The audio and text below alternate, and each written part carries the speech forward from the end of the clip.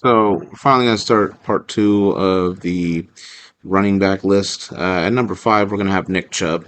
He came back from a really gruesome knee injury. Came back and played okay for the most part. Obviously, come back from that injury, you're not gonna be the outstanding, the best, right? It's gonna take a while to get back to form. But he played some amount of games where you could judge it in a basis where he's gonna be productive again. I think Cleveland definitely has given up on the fact that they believe at his age he's not gonna be as effective. So there are potential talks, and I think it's gonna happen. He's gonna sign with the Texans, which is gonna affect this countdown next year. Um, Particularly because Nick Chubb with Joe Mixon, with a Woody Marks from rookie from USC, Damian Pierce, there's a lot of really really good running backs on that team, and I don't know what they're gonna do with each of these guys and evaluate them and who's going to be starting and who's sharing what, who's going to get the carries. It's going to affect everyone. Nick Chubb is going to affect him, obviously.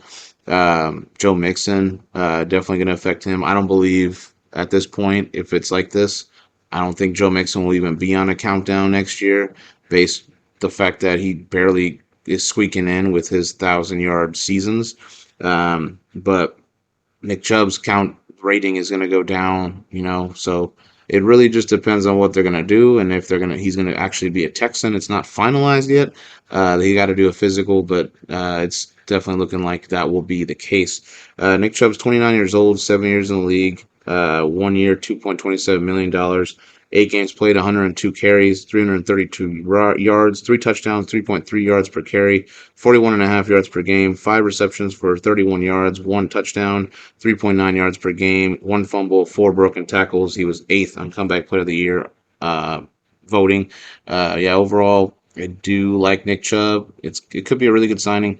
It's just going to be what is going to happen with this team and his countdown. Best running back in the league, from what I got, is going to be Josh Jacobs. Last year he was the same ranking as this year. Something, nothing major that happened to him. But nothing bad that happened to him. A new team, playing for Green Bay. He's really excelled. He's done a great job. He's definitely a big focal point for the team. Um, Definitely enjoy, obviously, watching him play on a week to week basis, season to season basis. Obviously, he's struggled with some injuries in the past, but I really do enjoy Josh Jacobs when he's healthy. Like I said, he's one of the premier backs in the league. 27 years old, 6 years in the league, 3 years, $33.2 million, 17 games played, 301 carries, 1,229 yards, 15 touchdowns, 4.4 yards per carry, 78.2 yards per game. He had 36 receptions for 342 yards and a touchdown, 20.1 yards per game. Receiving wise, 1,671 scrimmage yards, 4 tackles and 48 broken tackles, 4 fumbles and 48 broken tackles. The one game that he played in the postseason against the Eagles, he had 18 carries for 81 yards and a touchdown, 4.5 yards per carry, 3 receptions for 40 yards, a fumble, and 10 broken tackles. He was 11th on the Offensive Player of the Year voting. He was a Pro Bowler. He was sixth in carries in the league, sixth in yards, fourth in rushing touchdowns, eighth in yards per game, and sixth in scrimmage yards. Again, top 10 in almost every category. Definitely, like I said, a very, very important piece to the Green Bay offense. And I think he'll continue to be effective, and hopefully he can climb even more on the rankings, especially with players like a Derrick Henry or even like a Nick Chubb that's getting older. So we'll see how it goes, but he is a top tier running back in the league. Number three is going to be Christian McCaffrey. Last year, he actually was the number one running back in the NFL.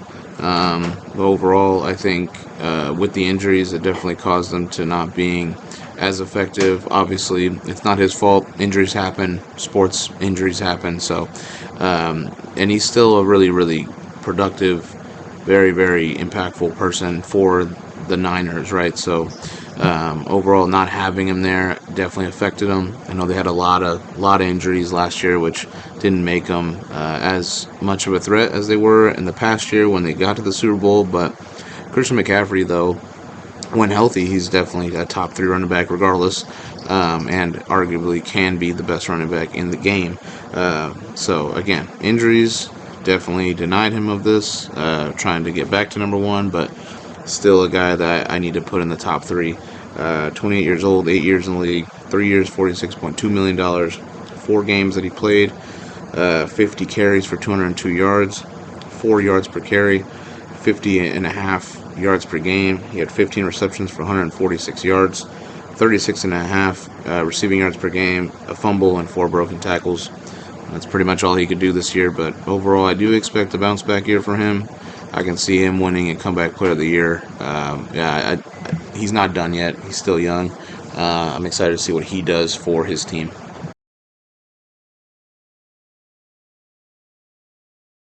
2, we're going to have Derrick Henry of the Baltimore Ravens. Definitely a guy that's been doing this for so long, and he's still effective to this day. It's impressive to see what he was able to do last year. He was pretty much carrying that Ravens offense. Obviously, the counterpart. It was a good counter to Lamar's upgrade in his passing numbers and whatnot. I mean, they were great together. Definitely didn't equate to where they wanted to go, which was to go to a Super Bowl and obviously try to win it. But they are Super Bowl contenders for a reason. They're definitely one of the teams that can go to the Super Bowl and win it this year. I do believe that this is a good team. And I think moving forward, they have a good future ahead of them.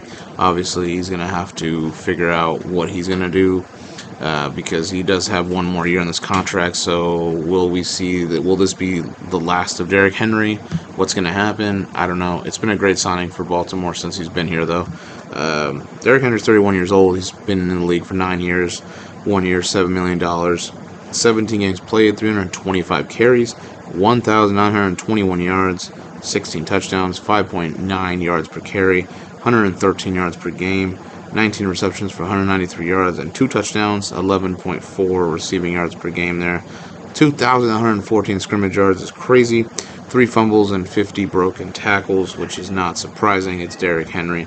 2 games played in the postseason. He had 42 carries for 270 yards and 3 touchdowns, 135 yards per game there.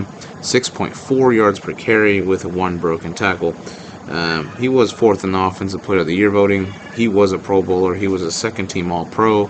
2nd in carries, 2nd in yards, 1st in touchdowns, 3rd in yards per carry, 2nd in yards per game, and 2nd in scrimmage yards.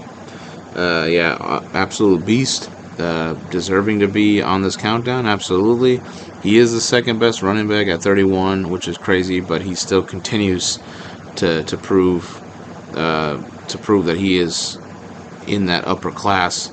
And again, they don't make running backs as big as he is, so it's crazy to see that, but also kind of rejuvenating and kind of unique to see it. So deserving of it for sure. Derrick Henry, great job.